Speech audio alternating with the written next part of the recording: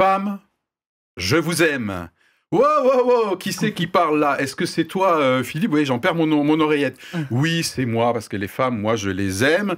Julien Clerc, est-ce que c'est toi? Oui, puisque c'est le titre d'une chanson de 1982. Est-ce que c'est Jésus qui dirait aussi « Femme, je vous aime » ? Moi, je pense que oui. Alors, cette affirmation fait-elle de Jésus éventuellement un féministe? C'est la question qu'on va se poser aujourd'hui, car le féminisme a déjà une longue histoire et ça reste un sujet brûlant, notamment, à mon avis, dans le monde chrétien. Voilà. Alors, anecdote d'ailleurs, puisque je parle de sujets brûlants, j'avais déjà choisi ce sujet, quand une rapide recherche Google m'a amené à constater que c'était sur le même angle, Jésus est-il féministe ou était-il féministe, et qui a été abordé lors d'une prédication dans une célèbre église de Mulhouse. Voilà, alors, Jésus était-il féministe? Et toi, chrétien, pas crétin, qu'en penses-tu? Est-ce que tu devrais être féministe? Voilà, il en va de nos relations en termes d'enjeux et bien sûr, comme d'habitude de chez nous, de notre témoignage. Et commençons tout de suite par un tour flash dont on va exclure momentanément Anita puisqu'elle va à la confession. Benoît, le sujet est arrivé dans ta boîte mail. Comment ça t'a chauffé? Ça m'a bien chauffé parce qu'il y a des choses à dire. Et le féminisme, on en entend parler de partout. Et puis Jésus féministe, ouais, marrant, mais peut-être pas. Ok, c'est la position que tu vas tenir au fait, a priori, marrant, mais séduisant peut-être, mais peut-être cocasse, pas. Oui, mais cocasse, mais ouais. pas nécessairement féministe. Pas féministe, ok, c'est ce que tu vas défendre. Alors moi, quand le sujet est arrivé dans ma propre boîte email, issue de de ma recherche, moi, je trouve Jésus toujours hyper inspirant. Ça, voilà, moi je suis un gros fan. Et je le trouve notamment inspirant dans son rapport à la société et aux individus qui les composent, et notamment aux femmes. Voilà, donc... je trouve que c'est super inspirant de voir comment Jésus s'est comporté avec les femmes dans son époque. En revanche, je maintiendrai quand même la position, et je partage, comme toi Benoît, comme quoi, de là à dire que Jésus était féministe, au sens féministe vraiment qu'on peut l'entendre aujourd'hui, la réponse est non. Voyons peut-être ce qu'en pense Anita pour la confession. Alors après Julien Clerc, moi je vais faire référence à Marcel Proust. C'est une émission culturelle. Ouais. Marcel Proust débute son œuvre à la recherche du temps perdu par une phrase qui est devenue très célèbre, qui est « Longtemps je me suis couché de bonne heure ». Et moi je commence ma confession en déclarant « Eh bien, longtemps je me suis cru féministe ». Mon féminisme, à moi, c'est celui de l'égalité politique et citoyenne, permettant aux femmes de participer pleinement à la société. C'est celui de la libre détermination de mes engagements sans m'arrêter à savoir si c'est plutôt un rôle masculin ou féminin. Mon féminisme, c'est celui, en fait, je crois, de nombreuses femmes. Pas d'agressivité, pas de haine, la juste revendication du droit à la liberté d'agir sans être limitée parce que je suis une femme. C'est celui qui m'a fait prendre place dans le milieu professionnel en faisant sauter certains plafonds de verre, et en premier, mes propres plafonds de verre, ceux que je me mettais. Mon féminisme, c'est l'enthousiasme à servir Dieu, autant dans mon travail que dans ma famille, que dans mon église. Ce féminisme, c'est celui dont je trouve l'inspiration dans l'Évangile, celui de l'égalité homme-femme, de la dignité humaine voulue par Dieu, de l'appel lancé à Abraham et à chacun d'entre nous, va ton chemin et va vers qui tu es. Et puis, il y a le féminisme idéologique, celui qui entraîne à vouloir prendre le pouvoir et à remplacer le patriarcat par le matriarcat. C'est un sujet sur lequel je suis venu ces derniers temps. De ce féminisme, je ne suis pas. Parce que, et je ne suis pas en accord sur ces positions de force, et je serai probablement rejetée par certaines militantes. Alors, c'est quoi ce que j'ai cru être le féminisme? Alors c'est peut-être mon féminisme à moi, et pourquoi pas, après tout je peux lancer un mouvement. C'est peut-être aussi tout simplement le christianisme. Et alors je vous livre vraiment une confidence, vraiment une confession. Je vais vous livrer une de mes prières qui est une ligne de conduite que j'ai depuis plusieurs années. Et cette prière, elle est la suivante. Seigneur, je veux prendre ma place dans ce monde, toute ma place, celle que toi tu veux, pas plus, mais pas moins. Anita. Un grand bravo à Anita pour la confession, puisque sur de nombreuses émissions précédentes, l'audience craignait qu'il y avait un bis-bis entre nous et que peut-être même tu serais exclu. Voilà, mais... Non, mais on peut dire à Quoi? ceux qui ont pensé à ça Oui. que, 1, il n'y a pas de bisbille entre nous. Non. 2, on se chambre un peu réciproquement. 3, est-ce que vous avez vu? Est-ce que j'ai une tête à me faire exclure comme ça? Non, Ok, rassurez-vous. coupez. D'ailleurs, non, on va pas couper, on va enchaîner avec Benoît qui a la tâche de nous éclairer sur le contexte et à mon avis un petit peu d'histoire, je crois. Un petit peu. Hein? Allez, on y va. Exactement. Alors, tout d'abord, on va faire une définition qu'on trouve sur le site de Wikipédia. Le féminisme, c'est un ensemble de mouvements et d'idées politiques, sociales et culturelles, ayant pour objectif de promouvoir l'égalité entre les femmes et les hommes, en militant pour les droits des femmes, et ce, sur le principe fondamental que les hommes et les femmes sont égaux et doivent être considérés comme tels dans la société. Voilà. Yes. Pose un cadre. Mais on distingue 3 vagues dans le féminisme. Une première vague au milieu du 19e. Le but était alors que hommes et femmes deviennent égaux devant la loi. Donc ça a permis au fur et à mesure des années la réduction du temps de travail des femmes dans certains domaines, voire l'interdiction notamment pour des travaux dans les mines, dans les carrières, ou même carrément le travail de nuit.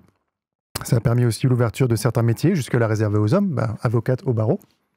Le 13 juillet 1907, une loi accorde aux femmes mariées la libre disposition de leur salaire. Avant, ça allait au mari. Elles peuvent l'utiliser. C'est aussi à cette époque que les congés relatifs à l'accouchement sont autorisés et étendus. La seconde vague, dans les années 60, elle cherche à défendre le droit de disposer librement de son corps. Donc en 66, les femmes peuvent travailler sans le consentement de leur mari. En 72, une femme peut remettre en question la présomption de paternité de son mari. En 75, on en a déjà parlé ici, c'est le vote de la loi dépénalisant l'avortement. Dans les années 80, on a, entre autres, le vote de loi relative à la répression du viol. On a la première journée de la femme, en 1982. On a une circulaire pour féminiser les noms des métiers, fonctions, grades et textes officiels. Mmh.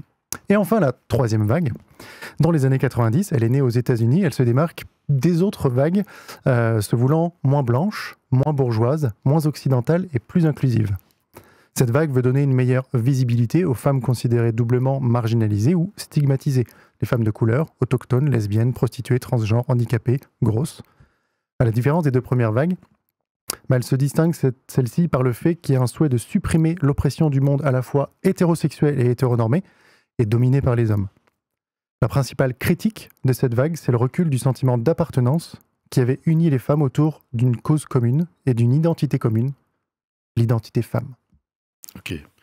Merci Benoît. On va se poser ensemble 3 questions. La première, c'est, puisqu'apparemment Philippe dit que Jésus aimait les femmes, est-ce que nous avons raison de dire que lors de son passage sur Terre, c'est-à-dire lorsqu'il était incarné, Jésus aimait particulièrement les femmes? Argument à l'appui, moi je réponds carrément oui, mais il faut juste un peu le démontrer, au cas où on a une partie de notre audience qui est sceptique. Anita, un argument? Alors déjà, peut-être resituons la situation de la femme à l'époque de Jésus. Autant elle est valorisée en tant que mère, clairement, mais par exemple, elle n'a pas le droit à l'instruction, elle ne va pas dans des écoles, même si elle reçoit chez elle, les petites filles reçoivent un enseignement parce que c'était une obligation pour les familles juives, mais elle ne va pas comme les garçons dans des écoles rabbiniques. Elle n'est pas autorisée à prendre la parole dans les synagogues et de surcroît, dans la vie publique, elle a un rôle plutôt effacé, on ne la voit pas. Donc je pense que c'est important de resituer C'est le contexte. ce contexte-là du temps de Jésus. Et on argumente maintenant avec ta question. Oui, parce tu que donnes pas toutes les réponses juste, hein, parce que nous aussi on aimerait... Et je donne juste là on le a écrit contexte. des choses hyper intelligentes. Le contexte, j'ai juste donné ça. Venez à ma rescousse, on y va. D'une façon générale, Jésus s'est adressé aux hommes comme aux femmes sans faire de différence. Et il les a enseignés, femmes et hommes, de la même façon, et il a parlé aux femmes et aux hommes de la même façon. Voilà. Maintenant, je me tais. Merci beaucoup, Benoît. Est-ce que Jésus aimait particulièrement les femmes, ou en tout cas, est-ce qu'il avait un rapport particulier avec les femmes, qui fait qu'on pourrait se poser la question du jour s'il était féministe aujourd'hui? Oui, il avait un rapport aux femmes qui était bon. On voit dans les évangiles qu'il y a énormément de femmes qui accompagnent Jésus. Alors, pas nécessairement dans les 12, mais il y avait des femmes qui le suivaient. Il y a Marie de Magdala, Suzanne, Jeanne. On entend aussi parler de Marthe et Marie. Super épisode, je trouve. Bah oui. Bah oui, super, parce que, oui. Il y a Marie qui écoute les enseignements de Jésus, donc il y a une instruction de Jésus à ce moment-là. C'est quand même... Bah oui, une instruction. Et en plus, là, Voilà. du coup, sur cet exemple-là que je m'étais noté également, Benoît, c'est qu'il ne cantonne pas la femme au rôle de celle qui sert et celle qui fait la cuisine. Exactement. Donc, Il y a aussi la Samaritaine. ah ouais. La Samaritaine, à l'époque, les Samaritains étaient un peuple qui était vraiment mis de côté.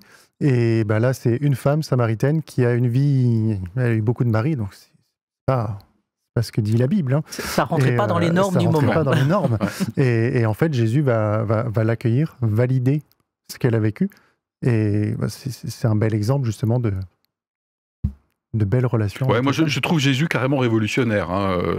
D'ailleurs, il a été critiqué pour son temps. Il était complètement révolutionnaire dans son rapport aux femmes. Moi, j'ai beaucoup aimé aussi. Il y a beaucoup d'expressions dans la Bible, au Nouveau Testament, sur les veuves et les étrangères. Hein, voilà, toujours ce côté féminin. Lorsque il y a, je crois, à un moment donné, il parle d'une femme comme étant une fille d'Abraham. Oui. C'est pas la femme qui perd du sang, je crois. Voilà, fille d'Abraham, pas juste fils d'Abraham. Voilà, donc il se laisse toucher, mais physiquement même. Voilà, il n'est pas gêné aussi par les maladies ou les inconforts typiquement féminins. Voilà, donc je le trouve hyper à l'aise avec les femmes et complètement révolutionnaire dans son époque. Et il pense justement, notamment à la croix. Lui est en train de mourir, donc sa mère, légalement, elle va se retrouver à la rue. Et en fait, il va se tourner vers Jean en lui disant Jean, t'oublies pas ma mère, est-ce que tu peux t'en occuper? Grosso modo, c'est ça qu'il se dit. Donc il a cette pensée pour sa mère. Et un truc que j'aime beaucoup aussi, c'est dans les généalogies de Jésus, les évangélistes ont rapporté qu'il y avait des femmes dans sa généalogie. Si on parlait de quelqu'un qui n'apprécie pas les femmes, jamais on aurait mis dans la généalogie qu'il y en a. Et voilà. Ok. Dans les paraboles aussi, il choisit des thèmes qui peuvent être liés à la vie commerciale du moment, mais également à la vie des femmes. Voilà, il y a un certain nombre de choses. Et moi, j'ai toujours été touchée par cette approche-là, comme s'il connaissait bien la vie des uns et des autres au quotidien. Ouais. Et dans les paraboles, je rebondis sur les paraboles, il y a une parabole sur deux où c'est des histoires d'hommes, des histoires de femmes. Oula, tu pourrais démontrer ça, c'est un truc incroyable. Alors là, pas tout de suite, d'accord. Relisez vos Bibles. Mais... Commentaire, c'est qui cette chroniqueur là qui affirme qu'une parabole sur deux, c'est un truc de fou, j'avais jamais entendu. Oui, bien sûr, on va pas te prendre au pied de la lettre parce que sinon il faudrait te pendre après, mais au cas où, ça serait dommage. Il manquerait un chroniqueur. Il manquerait un chroniqueur. Je relance ma campagne de recrutement que j'avais déjà initiée la prochaine fois. Dans un instant, une question un peu plus spirituelle encore. Jésus serait-il féministe aujourd'hui ?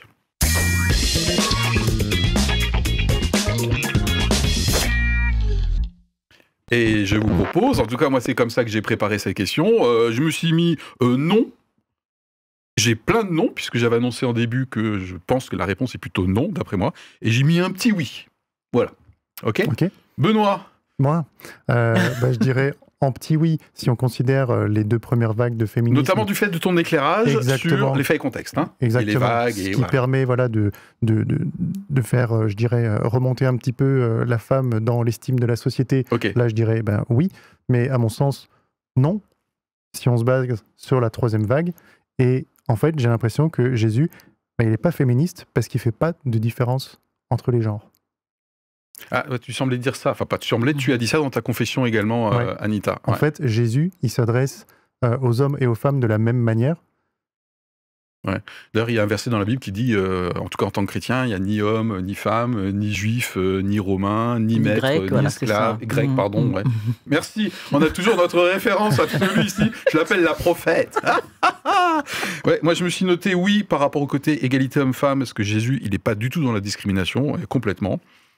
Aussi, oui, il serait féministe aujourd'hui parce que il ne cantonne pas la femme dans des places, dans des rôles et dans des codes. Il casse les codes, même si je pense que c'est pas sa finalité. Voilà, c'est les deux seuls arguments que je me suis noté, l'égalité, non-discrimination et le fait de ne pas cantonner la femme dans des rôles, dans des codes, que je me suis trouvé à l'appui d'un oui. Comme quoi Jésus était féministe.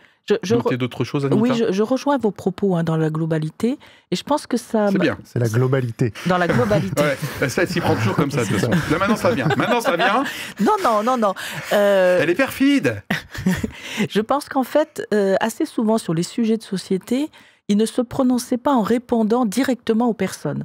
Quand, par exemple, effectivement, Marthe s'adresse à Jésus en disant « Mais écoute, Jésus, est-ce que tu peux pas dire à Marie qu'elle fasse telle ou telle chose ?» Il ne répond pas là-dessus. Et il y a une autre fois un homme qui l'interpelle en disant « Est-ce que tu peux pas dire à mon frère qui partage l'héritage ?»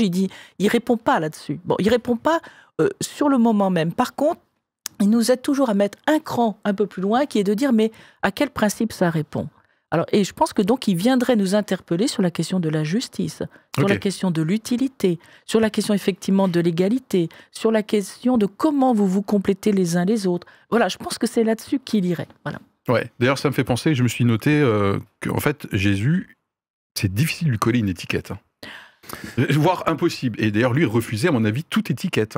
Donc, si on lui posait la question aujourd'hui, est-ce que tu serais féministe? Il ne me répondrait pas à cette question. Il ne cherche pas à avoir d'étiquette. C'est ça. C'est ce que je voulais dire en disant qu'il ne répond pas directement non, sur ce. Voilà, c'est toujours un petit cran à côté. Un petit cran à côté, Ouais, Jésus, il avait la vision des cieux. Il n'avait pas la vision terrestre. Et donc, il voyait les choses beaucoup plus largement que nous. Et c'est ça qui lui permettait de ne pas rentrer dans un débat stérile, mais de plutôt pouvoir poser des certitudes qui laissaient plus de place à un débat, parce que les gens s'interrogeaient sur ce qu'avait dit Jésus. Pour rebondir là-dessus, Anita? Non, je voulais dire, et si on poursuit dans ce sens-là, quand on voit ensuite l'enseignement donné par les apôtres dans leurs différentes lettres, il y a un certain nombre de situations qui sont traitées, de la vie de famille, par exemple, de la relation entre couples, qui parlent aussi du corps. Et par exemple, c'est Paul qui dit à un moment donné, tout est permis dans l'absolu. Vous pouvez tout, mais est-ce que tout est utile ? Et est-ce que ça peut, contribuer au bien de l'autre? Et je pense que c'est cet angle un petit peu de côté qui nous appelle à faire, en fait. À propos d'angle de côté, de manière générale, que ce soit sur le féminisme ou sur le rapport, par exemple, management, etc., Jésus n'a jamais eu comme ambition de changer directement la société dans laquelle il est. Voilà, en tout cas directement, ses perspectives au royaume des cieux. Donc lui, les Juifs l'attendaient. Oui, non? Oui, en complément. Une petite nuance. En complément, j'adore. Une petite nuance. Je pense qu'en fait, il vient pour nous demander à nous comment nous allons changer. Et si nous changeons la société de fait. Voilà. Là où je pense que lui serait carrément pas du tout d'accord, alors je parle au passé parce que sous sa forme incarnée, mais pour moi Jésus évidemment est vivant aujourd'hui. Si le féminisme aujourd'hui revient à la liberté de disposer de son corps, dans une certaine mesure, oui. Dans une certaine mesure, carrément non. Et bien sûr, et tu l'as dit toi-même, je pense, dans la troisième vague, ou c'est toi qui l'as cité, Anita, en termes d'état d'esprit, dès lors qu'il y a un peu une lutte des sexes ou un combat où la puissance de la femme qui serait exaltée en opposition ou en compétition avec l'homme, là, clairement, Jésus, pour moi, ne serait pas du tout féministe. Voilà. Toujours une opinion personnelle, je vous rappelle, c'est le concept de l'émission. Oui. Mais en même temps, c'est vrai que, par exemple, les apôtres parlaient, user de prévenance les uns avec les autres. On voit dans les lettres du Nouveau Testament un certain nombre de conseils qui sont donnés pour les relations entre les uns et les autres. Et ça s'applique à l'ensemble de la société. Yes. Or, c'est effectivement, il est dit, en fait, de ne pas être une chute pour les autres, une source de tentation. Ouais. Voilà. Donc, à nous de choisir aussi notre position, notre tenue, notre manière d'être et de faire. Nonobstant, en revanche... Allez, on a une dernière question qu'on va se poser. Ah si, je me suis quand même aussi noté, est-ce que le côté carrière prioritaire, le fait, il y a un certain courant féministe, la carrière est absolument prioritaire, tu es femme, tu dois faire carrière. C'est pas simplement tu peux faire carrière, tu dois faire carrière, et donc du coup tout le reste peut être un obstacle. Si jamais c'est tu dois, ça devient une obligation. Ouais. Donc ça veut dire que le féminisme mais à une situation d'abus il devient très militant, sur les femmes qui doivent suivre. Ouais. Non, c'est tu peux, tu as la possibilité, c'est super. Mais tu dois. Ouais, parce qu'en fait, le féminisme, je pense, avait comme objectif de casser, je dirais, des cases préfabriquées. Donc, de dire tu dois, c'est recréer une case. Voilà. C'est dire si tu veux, fais carrière, si tu ne veux pas, ne fais pas carrière, mais c'est pareil pour les hommes. Allez, une dernière question pour boucler notre émission, et ça va vous servir, vous qui nous regardez, qui nous écoutez. Au final, qu'est-ce qu'on aimerait retenir pour nous et pour notre audience par rapport à « Femme, je vous aime », ça c'est l'accroche, mais l'angle c'est « Jésus était-il féministe ?» Moi je me suis noté 3-4 points. Benoît? Moi je dirais qu'il faut essayer d'avoir la pensée de Dieu, sa vision de l'humanité, d'avoir hommes et femmes qui sont égaux, on le voit dès la Genèse. Il les a créés égaux à la ressemblance de Dieu. Et penser sa relation à l'autre avec les valeurs de Dieu. Qui ne sont pas toujours les valeurs des églises, mais bon, ça c'est un autre sujet. D'accord. Alors, juste peut-être pour rebondir sur ce que tu viens de dire, moi, je me suis noté que clairement, le plan de Dieu dans les rapports hommes-femmes, c'est d'être côte à côte. Oui, voilà. C'est d'être côte à côte. c'est pas être dans un rapport de domination. Non. Donc voilà, donc ensemble, côte à côte. Je me suis noté également, tout de suite ma petite punchline là, ouais. Je me suis noté que Jésus est et serait et est intransigeant vis-à-vis de nos inconséquences. Donc si moi, en tant que mec, je me dis chrétien, et Jésus a priori mon modèle, c'est pas tolérable que ça ne se voit pas dans mes comportements avec les autres en général, mais elle a vu notre thème avec les femmes en particulier, et notamment avec ma femme si je suis en couple. Voilà. Donc ça, pour moi, c'est ligne rouge. Il doit y avoir une conséquence claire entre ce que je professe et du coup dans mes comportements concrets, observables par tout le monde au quotidien. Voilà. Et c'est côte à côte. Oula, tu fais ouais. Non, je suis d'accord. Ça plaît bien, ça. Hein, complètement d'accord. Elle va apporter une nuance. Et une petite nuance. Ne vous inquiétez pas. Moi, je dirais qu'il faut entendre ce qui est dit, mais ne pas faire ce qui est dit. Alors, entendre ce qui est dit, c'est-à-dire que je pense que dans le mouvement féministe, il y a un certain nombre de situations qui sont dénoncées et qu'il faut entendre aussi, parce qu'il y a parfois des injustices et des choses qui ne vont pas. Donc, il faut pouvoir l'entendre. Mais ça ne veut pas dire qu'il faut faire ce qui est dit. C'est-à-dire que je rejoins la question de l'opposition. C'est peut-être pas en traitant, en répondant, en disant « nous femmes, nous voulons le pouvoir sur les hommes » ou « il faut, tous les hommes sont pareils ». Je ne pense pas que ça soit la solution. Par contre, il ne faut pas que nous soyons, on tourne d'un radicalisme à un autre. C'est-à-dire refuser d'entendre ça, c'est du conservatisme. Et je ne suis pas sûre que la Bible nous invite au conservatisme. Quand on regarde le Nouveau Testament, on voit très peu d'indications sur quels sont les rôles de l'homme et de la femme. On voit des indications sur comment je dois, moi, me laisser transformer par Dieu et comment je dois agir avec les autres. Voilà. Ok. D'autres choses, Benoît ? C'est bon, vous que nous suivez là, ça y est, vous êtes toujours au taquet. Ouais. Je me suis noté peut-être au final que sur ce sujet comme sur d'autres, il faut rester sensible à des théories ou des idéologies qui peuvent inévitablement orienter nos pensées, nos sociétés, nos comportements. Et en tant que chrétien, je suis dedans. Et c'est à moi aussi, à un moment donné, de garder le côté alertant et sur lesquels je dois me mettre en colère, entre guillemets, une bonne colère, et en même temps de faire attention aux enjeux et qu'est-ce qui se passe en termes de plaques peu tectoniques derrière certains mouvements féministes. Voilà. Bien, écoutez, à vos commentaires. Oui. Salé, sucré, vous pouvez y aller. Jésus est féministe. On espère que cette émission vous a permis de voir votre propre opinion. Merci Benoît. Abonnez-vous. Voilà. Merci Nita. Mais oui, et à bientôt. Allez. Salut. Bye. Salut.